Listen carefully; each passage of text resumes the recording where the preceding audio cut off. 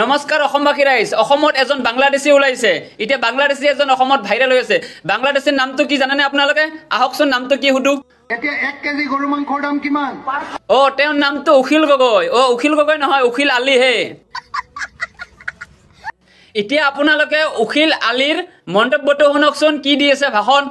হিমন্ত দিল দাম বাঢ়িছে নে কমিছে এতিয়া 1 কেজি গৰু মাংসৰ দাম কিমান 500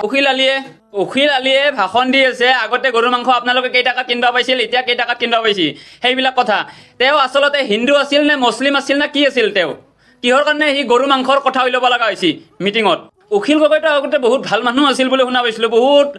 ৰাইজৰ কাৰণে বহুত হেল্প কৰা বুলি শুনা পাইছিলো কিন্তু আজিকালি কি হৈছে কি কিবা কিবি দেখোন ভিডিঅ'বিলাক দেখোন এইবিলাক সব ৰাজনীতিৰে তাৰ ভিডিঅ' তাত যিমান ভিডিঅ' পাং সব এতিয়া উখিল দা আপুনি এইবিলাক আলবাল কৰি লাভ নাই অসমখন চাফা কৰিব টাইম হ'ল আপুনি ৰাজনীতি খেলি নাথাকিব ঠিক আছে